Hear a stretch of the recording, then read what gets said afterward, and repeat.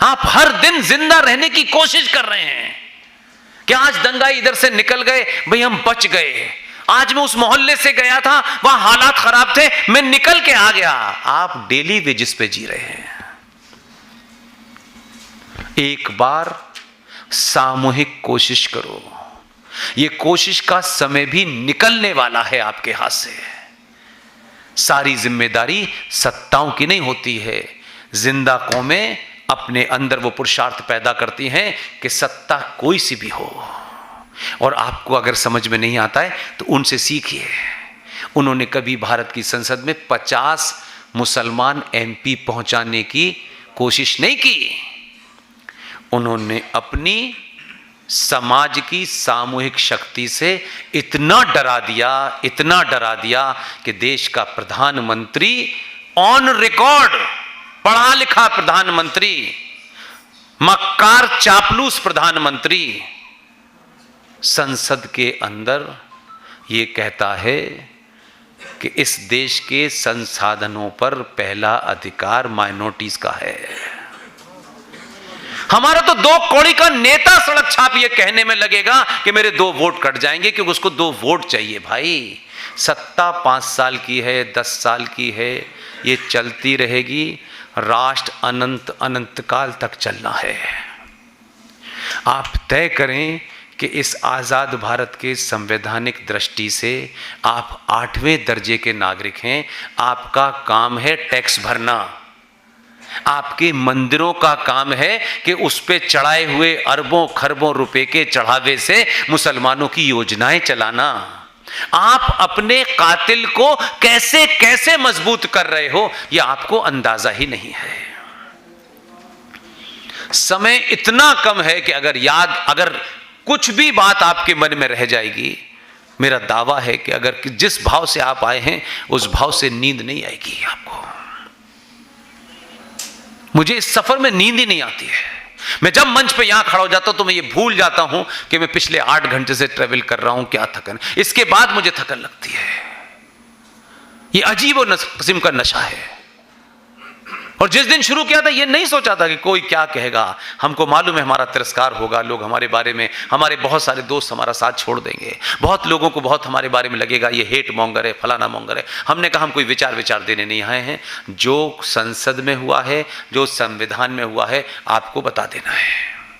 तय आपको करना है कि क्रिकेट का मैच देखना है या महाभारत देखना है, यह आप तय करें। ये मैं नहीं तय करूंगा। बहुत सारी चीजें हैं। अंबेडकर का नाम इस देश में बहुत लिया जाता है। आपको अंबेडकर जैसे लोग कितना इक्विप्ड करके गए, लेकिन क्योंकि आपको अंबेडकर, एक राय बना लिया आपने कि अंबेडकर से ज्यादा बड़ा राष्ट्रवादी आज की भी डेट में नहीं है। मैं अंबेडकर का सरनेम देख, मैंने पहले ही कह दिया कि इस सफर में मुझे सरनेम में कोई इंटरेस्ट नहीं है। सरनेम से मत तय करिएगा। हमने राय सरनेम से तय की। It was Ambedkar who said in the parliament, Bharat का विभाजन मजहब के नाम पे हुआ था। जब तक भारत भूमि पे एक भी मुसलमान है, ये भारत विभाजन अधूरा है। Not me, it was Ambedkar. आपके लिए कुछ लोग अच्छा काम करके भी गए, लेकिन आपने सरनेम से तय किया कि इसकी बात क्यों सुनेंगे। हमारे मनमातुक सरनेम होता तो हम बड़ी बातें करते हैं। यही बीमारी हमको खा गई है। अंबेडकर की किताब है, इसलिए बता देता हूं कि आपका मन करे तो पढ़िएगा।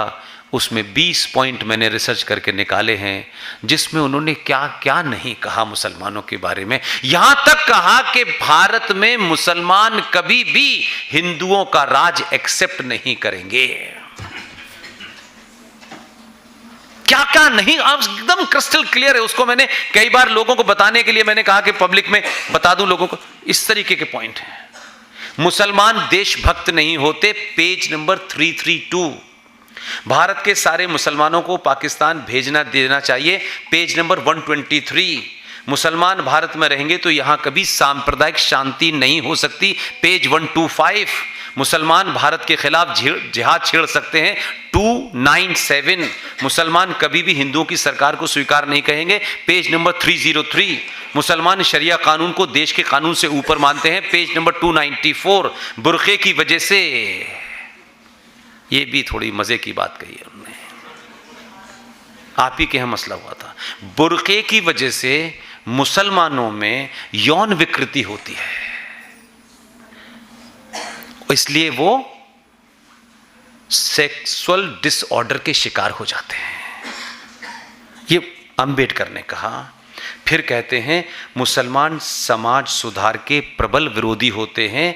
पेज नंबर 234 235 और आखिर में कहते हैं मोपला तो सुना होगा आपने, यस और नो बोलिए सब जानते हैं ना मोपला क्या हुआ था। कहते हैं मोपला विद्रोह के जरिए टर्की की हुकूमत, वहाँ जो एक मूवमेंट चल रहा था उसे खिलाफत मूवमेंट कहते हैं। मैं अभी बोल दूंगा तो अभी यहाँ मुझे मालूम है कि ये सुनी जाएगी, कल खाकी वर्दी वाले सुनेंगे बेचारे, इसलिए मैं थोड़ा बचना चाहता हूँ कि मेरा तो कुछ होगा नहीं, वो बेचारे ऑर्गेनाइज़र चक्कर में आ जाएगा। और मैं चाहता हूँ कि ऑर्गेनाइज़र न डरे, इसलिए मुझ जैसे पागलों को बुलाता रहे, तो मैं ये करूँगा नहीं।